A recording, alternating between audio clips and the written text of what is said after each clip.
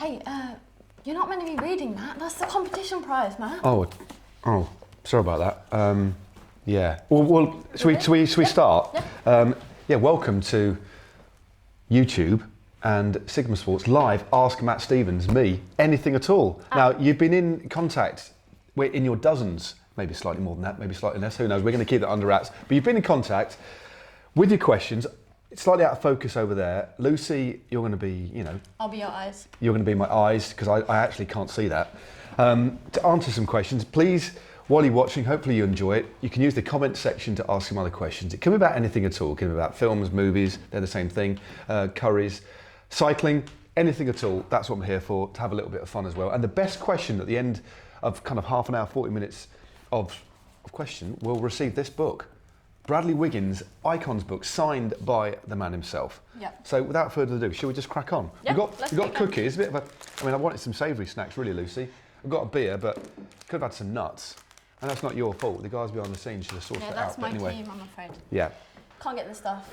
Ridiculous. Right then, let's start. Cool. So we're going to start off the questions with not a question, but a little shout out, because I believe it is Mike Bainbridge's birthday today. So I thought it'd be nice to kick it off with that. Happy birthday, Mike Bainbridge. Happy birthday. There you go. Thanks for watching. You can go now. Off to bed. Yeah, that's it. Okay, so first question we will kick off with is from Instagram, and it's from Samuel Ship. Okay. So he's asking, Matt, what is the one thing you would tell yourself as a beginner cyclist? The one thing I would tell myself is just to have fun, I think. I did have a lot of fun when I started riding bikes back in I rode to school since I was about 9 or 10 actually, but I didn't start riding seriously until I was about kind of 15. But primarily in the early days, after my dad introduced me to the Hampstead Cycling Club, it was all about having fun, meeting my mates, getting out on the road, and obviously getting fit and doing some bike racing. But initially it was just the camaraderie amongst my friends. Yeah. And so it was all about having fun. Although I never really thought to myself, this is fun. It just happened and it was great. And I only kind of look back and think how much fun it was. So I'd have just told myself, there's no regrets at all. I'd have just done exactly what I did. But if I was to give that bit of advice that you've just asked to anybody young and riding, in any sport in fact, Yeah. first and foremost, enjoy yourself. Just have a lot of fun, and the rest will kind of fall into place. So that's, yeah. There you go. That is a good answer. Okay, so kicking off the second question, let us have... This is an interesting one. So it's from Vintology on Instagram. Do you keep your ketchup in the kitchen cupboard or the fridge? I think I know who Vintology is as Yeah. well, but I'm not going to say, just in case it isn't, and there's another Vintology. But anyway, Vintology, I think it's Ian Vinton, but I'm not too sure. Do you know what? That is a corker of a question, because we have condiments. I mean, obviously I'm married to Holly, and we have a different view on what should be in the fridge and what shouldn't. So we have some sauces in the fridge, some out of the fridge, but I'm happy to have ketchup out of the fridge if the seal is unbroken. Yeah. But once the seal's broken, in the fridge it goes. Yeah. But then stuff like vinegar, pickle, Yeah. so Branston pickle, chutneys, they're all out of the fridge. Really? But yeah, it's a difficult one, isn't it? Yeah. Because it's only a suggestion, isn't it, what the manufacturers say? Yeah. What's your call on it? I mean, you're here. I mean, you could answer some of these as well. I mean, So I keep, it's a mixture. I'd say I keep my pickles, my chutneys, I keep them in the fridge, right? But when it comes to mayo, that's out the fridge. I don't know why, that's just how I do so it. mayo out the fridge, because Yeah. we have mayo in the fridge. We should do another Ask Matt Stevens Anything purely about condiments. Like, just call it condiment chat. Hashtag CC. Okay, there you go, Ian. That was I think it's Ian. Just call him Vintology. Yeah, either really, but mostly kind of in the fridge if the seal's broken. Just whatever works for you. Yeah, and we also keep mustard in the fridge as well. I was just remembered. I'm just trying to, when you kind of asked a question and suddenly you remember more and more. Now I can pretty much give you a detailed description about the inside of my fridge. We should do a video. But I won't do it right now. We could do like a cribs fridge. Go to famous people's houses and just check out their fridge. Yeah. Flipping heck, it's an ideas factory. Next question. Okay, so this is from Lottie on Instagram. What race are you most looking forward to this year? What race am I most looking forward to? Cool, blimey. Well, tomorrow morning I'm off to the UAE tour. So that should be quite good. That should be quite good. A different kind of race, a polarising race, in fact, for a lot of fans, a lot of riders. But it should be interesting. Great field. I am looking forward to that. But I think there's two really. I'm looking forward to going to the Giro d'Italia. I'm going to be working for Eurosport there as a reporter. That's going to be a lot of fun. I think that and the World Championships. Between the two, they're both completely different races. But I think World Championships in Yorkshire is going to be nuts. And while we're on the subject of that, we might do another little throw at the end. Last week I was in Yorkshire with Russ Downing, and we made a recon / not quite a recon video for Sigma Sports. It's quite a long one, isn't it? 25-minute video. That's dropping on tomorrow. Is it dropping tomorrow? Tomorrow morning. That's coming out. Early. Please watch that. It's a lot of fun and hopefully quite informative. Yeah, definitely. It's tomorrow morning, so it's a good time to watch whilst having your breakfast. Yeah, long breakfast. breakfast. Yeah. You might need a couple of coffees because it does go on a bit. So maybe you can combine it with having your breakfast, then pop into the toilet and then continuing on the loo. I don't know, or on the train. Download it first. But I think you'll smile. It's quite. I had a lot of fun making it. So, but yeah, Worlds and the Giro. My two favourite races, I think, and then the classics as well. It's hard because I love the classics. All the races are so different. They have their own character, so it's hard to pick one. There's probably a top 5, but the Worlds is definitely high up on my list. We'll be there, won't we? Yeah. In various guises. Well, I mean, I think pretty much all of the British cycling industry are going to be there. All the shops are going to be shut, aren't they? Everybody's going to have to close down and just head to Yorkshire. Anyway, next up. Cool. What do we got? So this is from Andrew on Facebook. I really like this question. It is, what is your favourite team kit this season? Oh, that's a good question. I've been commentating today on the Volta ao Algarve down in Portugal, and there are some new kits. Oh God, that's a really good one. Isn't it? I quite like the new Sunweb kit. And do you know what? I quite like the new Cofidis kit. As well. Okay. But, and this is probably quite predictable, I'm a big fan of EF Education First. It's rather smart. It's a corker of a kit. A lot of thought's gone into it. And it's simple, but it's not simple. Do you know what I mean? I'm struggling to find the words, but to me, it hits the spot aesthetically. Good. That's a good top 3, I think. Thank you very much indeed, Okay, so next question from Algain46. I'm sorry if I've said that wrong. Did you ever own a chopper? Did I? Do you know what? Lucy, and it pains me, to be honest with you, because as a young man, as a child, my most aspirational bicycle growing up in the 1970s, early 80s, probably late 70s, early 80s, was a chopper. It was a bike that all the big lads had, all the tough kids had choppers. They either had choppers or grifters. And basically, only lads who were quite tough and were allowed to wear white socks to school rode those sorts of bikes. And my mum insisted that I had brown shoes and grey socks. Oh, no. Didn't even have black shoes. But no, I didn't have one of those bikes, but I did have, I think it was a bike made by the same company. It was Rally, and it was a little purple bike called a Tomahawk. Okay. So it's a kind of mini scaled down version of a chopper, not anywhere near as cool, but boy, I had a lot of fun on that bike. It was on a smaller scale. I wasn't one of the cool kids, but I bounced around on my little purple Tomahawk, but never had a chopper. Nice. 3 gears, little rack at the back it says, it was funny, you obviously know choppers, as I know you're a little bit younger, but buzzing around on the estates as a kid, kids who had choppers always used to carry their mates on this little rack at the back, with quite a large label on it that said, not suitable for carrying other people on. But everybody used to carry their mates on choppers. And because they were weighted so strangely, I mean, they used the word chopper because they were like the chopper motorbikes. Tiny little front wheel. I think the front wheel was like that. Used to fall off all the time. Oh, the chopper. Still part of the fun. It's part of the fun. Lovely orange, burnt orange colour. Nice. Cool. Next question, moving on. This is from Joe on Instagram, and they say, "Hey Matt, who is the best Lord? Okay, Lord of the Flies, Lord of the Dance, or Lord of the Rings?" Well, okay, let's just go through these methodically without taking too much time before people switch off. You have to think about it, right? It's not just a quick answer. I can't give you a snap answer because there's too many factors to consider. And also, if somebody's taken the time to answer me a question and ask Matt anything, I'm going to take my time. But I'm going to have to rule out the Lord of the Dance. I know it was a big success in the kind of mid-90s, late 90s maybe. Michael Flatley, an iconic figure in the dancing scene, if that's what you call it. But I was never a big fan. I didn't like the way he kind of like quite blatantly and recklessly at times unbuttoned his shirt. So I'm just moving that to one side. So Flatley, there's no way. Sorry, Michael, you're not included. But I have read both of those books. I've read Lord of the Flies as a youngster, terrifying book.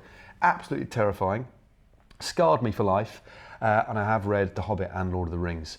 But I'm a Tolkien fan, and I've been in the pub in Oxford where he used to kind of hang out with his mate C.S. Lewis in the Eagle and Child. So it's got to be Lord of the Rings. It's the best Lord. Yeah, that's official then. That's it. That's that. Cool, so we'll have a look at the chat very quickly. Okay. You guys have been asking away, thank you very much. We've got a lot of Cool, questions. the chat section's absolutely on fire, isn't it? Don't burn yourself on that. Yeah. Put my glasses on, can't. Honestly, it's awful, isn't it? I'm sorry, Lucy, you better, that's kind of, it's just a blur. Right. So what's your favourite Italian bike brand? That's a tricky one. I don't think you can really answer that. Do you know what I'm going to say? Lugnano. That is a different one. Look it up. I think I need my glasses. No, it's an iconic brand from the 1930s, 1940s, which basically, the last person to ride a Lugnano, Lugno, was actually Maurizio Fondriest, who won the World Championships on it in 1987, I think, 88, of course. But they were a brand that many of the most famous Italian riders rode on. I think Bartoli rode on it. I also think Coppi might have ridden on it at some point on a Lugnano. And then the brand fell out of favour. It was the kind of bikes that were sold on kind of like garage forecourts and supermarkets. But I think from an iconic perspective and an understated cool perspective, it is the Lugnano. It's interesting how that happened, like go from such big status. I mean, to I kind of like Pinarello bikes. I obviously like other Italian brands. Yeah. I've ridden, had the honour to ride several in my time. But I think looking back, it has to be that one, Lugnano. Nice. Cool. This is from Nils on Facebook. Do you have any pre-race superstitions? Yeah, I do. Not many though. It's one, and it's to do with getting ready for just riding my bike or actually just going out to the shops. It's about putting my socks on and shoes on in the right order. Okay. So when I was doing a bike race or even just going out training, I would have to put on my right sock, then my left sock, and then my right cycling shoe, and then my left cycling shoe. And there were occasions when I was in a bit of a hurry that I actually put on my left shoe first, just about to get on my bike, realised that I'd put the left shoe on first. It completely screwed with my mojo, had to go back indoors, sit down and take my left shoe off and my right shoe off, then put them back on in the correct order. No way. Yeah. Do I need to see a doctor? Yeah, isn't it insane? Completely irrational, but true. I don't have any other superstitions apart from that, really. So no, yeah, and it's still with me today. Even I don't ride my bike anywhere near as much or need to train hard or anything, but when I go out, still important. Right shoe first. Yeah, that's my only superstition. Okay. Yeah. Interesting. Let's have another look. See what else we have. A question, very straightforward. Well, not straightforward. To the point. Brexit ? I was a Remainer, and I still am. Yeah. Don't want to get into the detail. We'll leave there it you at go. I'm pro-European, and also proudly British. I think you can be both. Cool. What else do we have? What's your go-to karaoke song? That is from Lucy on Facebook. Not me, I did not. Are you sure it wasn't you? You could have just asked me that yourself, you know. Favourite karaoke song? Oh, I tell you what, yeah, I've done a fair bit of karaoke in my time, especially over the last couple of years. And my wife Holly's a massive karaoke fan, so when we go away anywhere or just pop into town, it's generally to karaoke bars. Just a quick couple of songs. But my favourite is Soundgarden, Black Hole Sun. Nice. Now, wouldn't it be wonderful if I could tee it up right now and just like, like in the boot go, here's Soundgarden, Black Hole Sun. But I can't. Isn't that a shame? Oh, is he going to say? Oh, no, we can't. No, we can't. We're going to try and tee it up, but we don't have the facility or the rights, to be honest with you. But that's we could get a little band in the corner. We could. They could play it. Should we do Ask Matt Anything, and I just sing for the whole half an hour? Yeah, let us know in the comments below if that's something that you want to happen. We could try arrange it. Yeah, I haven't got quite the same range as Chris Cornell. God rest his soul, of course. But what a tune! Oh, absolute banger. I like a bit of ABBA as well. Cool. So a question from the chat that's been coming in. When you go for a long ride, what is your go-to food? My go-to food. Yeah, I'm not a really. I know it's controversial, but I'm not a big fan of energy bars. I know increasingly there's more choice. They kind of hit the spot nutritionally, but I'm quite traditional when it comes to kind of race food. Even back in the day, although I think gels are great, especially towards the back end of a race. I would like to have a mix of kind of energy bars, energy drink, of course, and normal food. But now, as I don't need to be in optimum condition, I mean, I just like riding my bike. Yep. But if I'm going on a particularly long ride or doing a sportif or something, or out filming and we're out all day, it will be little bits of cake, stuff like that. Anything that's locally available, wrap up in a bit of foil. But because I'm not racing and I'm not training really hard, I generally don't take much with me because I'm always in calves. So there you go. It's the best way to sample the local. And I think that's a really good point. So like local cafes. I mean, I'm really lucky. I get to travel the world, and with my bike, so I'll just go anywhere and stop off and sample the local kind of like delicacies. Traditional kind of fare. But even when I was racing, I always like to have a bit of real food, and that gave me a massive morale boost in races. And that's not to kind of poo-poo energy brands and products. They certainly have a big place. But I think if you blend the two together. It can really work. It can really work. Nice. Cool. What is the best stage race that you've commented on? Just wanted to say, we've got Jake in the corner there, one of our cameraman, sort of editor, sort of producer guys. Great chap. He's wearing a hat indoors.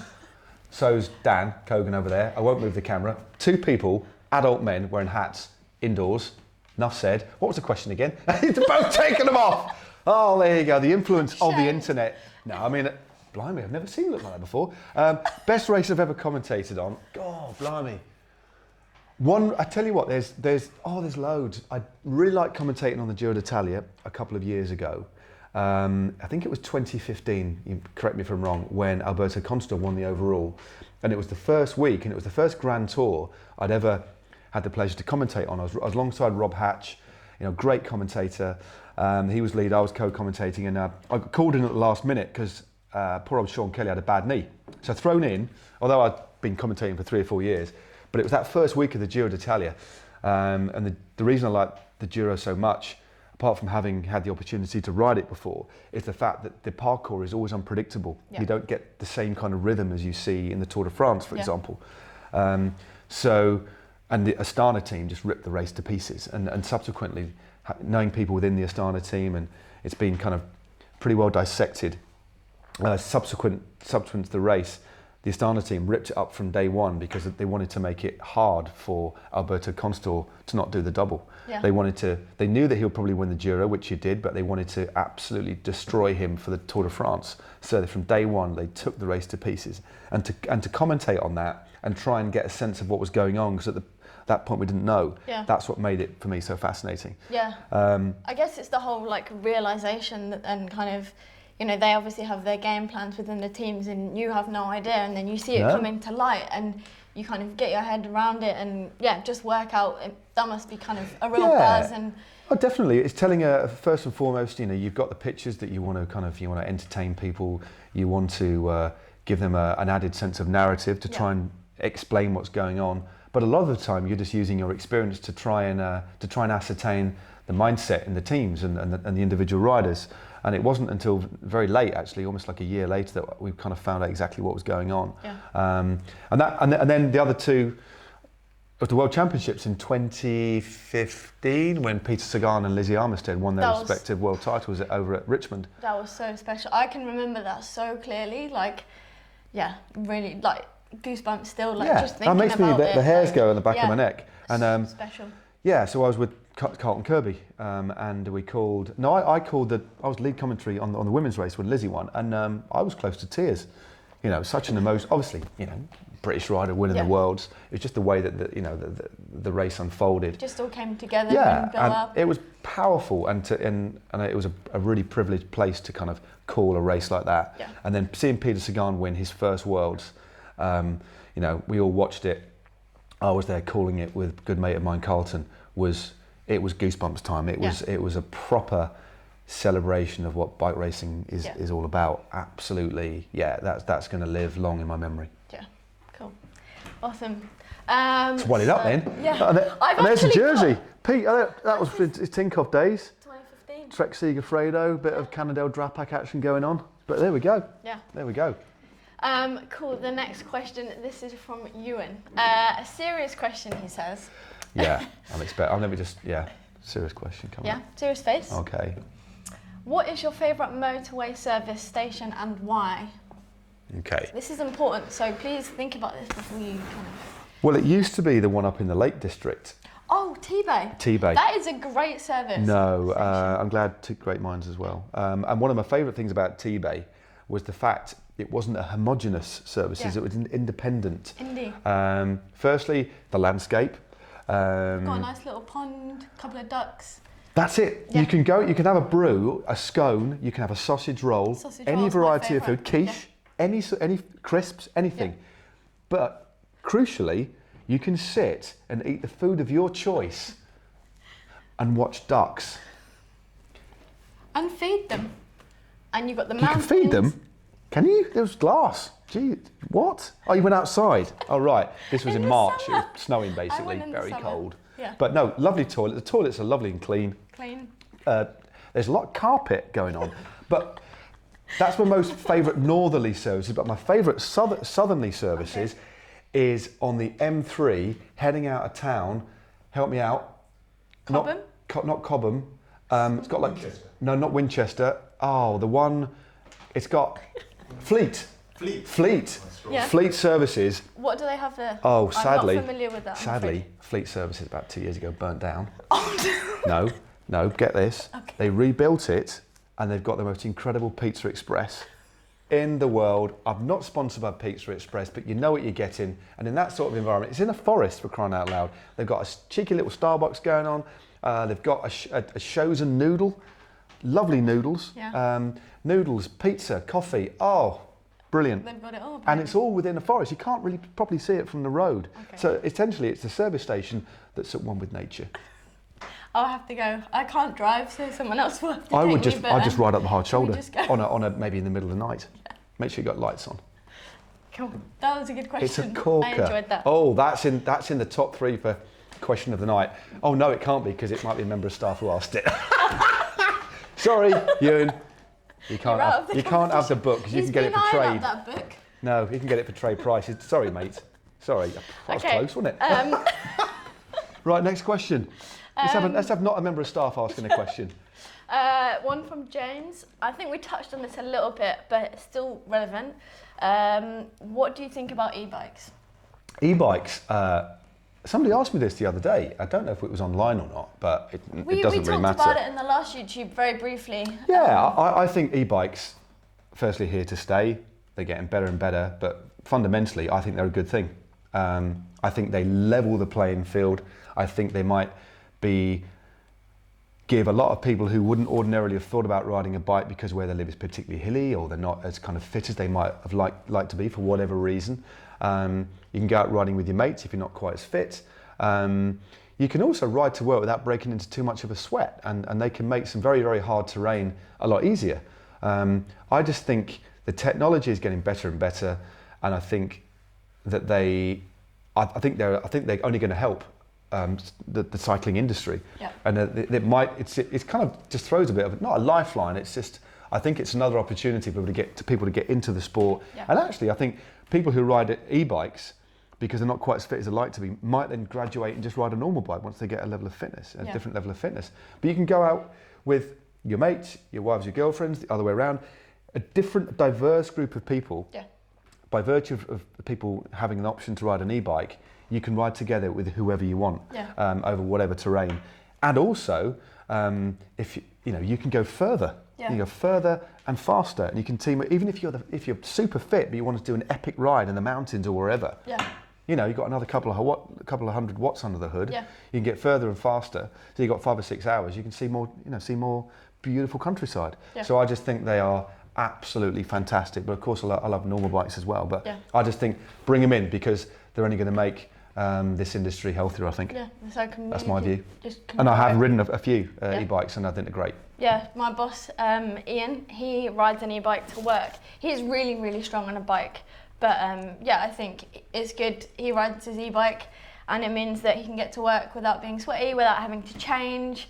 Just gets you there faster. Exactly, Means and you can have more time in the pub. And it's another car off the roads. But yeah, that's probably you can easily have more time in the pub. Yeah. This is a very interesting question from Emily on the chat that has just come through. Okay.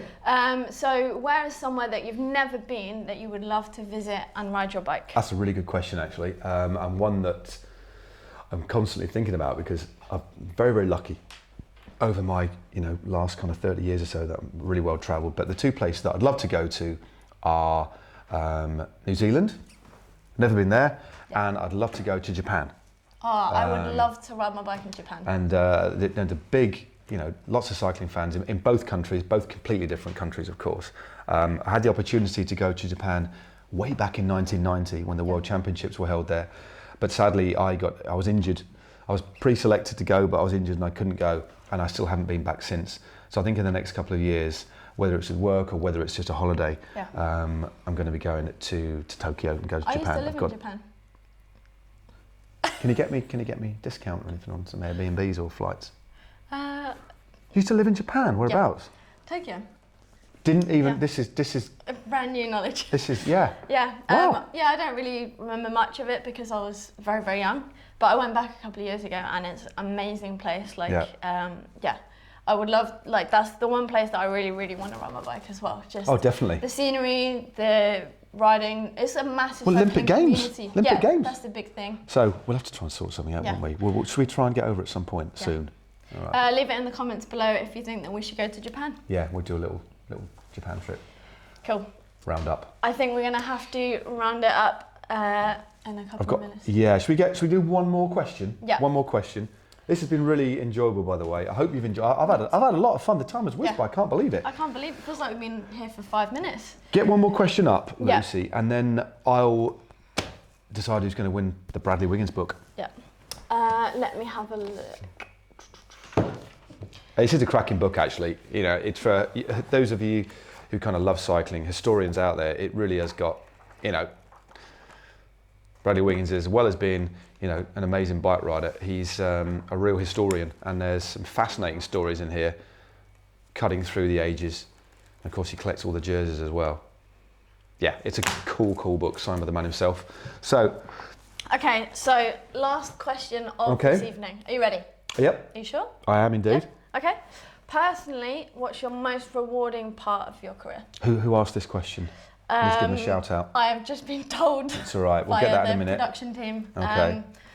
I can let you know. Most rewarding. You can shout it out. It's like on TFI Friday. Nick Weinberger. Thank you very much for asking that question, Nick. The most rewarding part of my career. All of it's been really, really great, actually.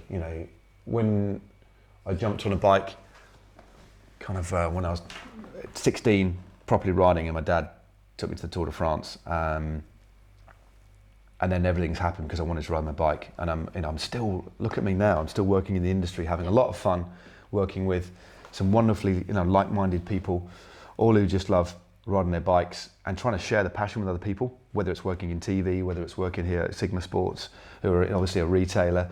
Everybody loves riding their bikes, so it's very difficult to pick out any particular moments because I'm having more fun than ever. Even I think I actually like riding my bike more than when I was a pro, actually, because I don't have to hurt myself, so I can actually think about the place that I'm going to, appreciate them a lot more.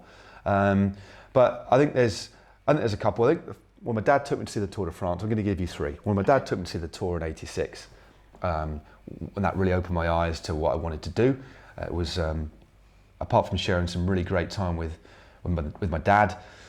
Seeing the Tour in '86 when Greg LeMond beat Bernardino, that was one. I think the other one has to be, actually it might be 3 or 4. Let's just do 3. Winning the British Championships in 1998 and wearing that jersey, that was super special. Yeah.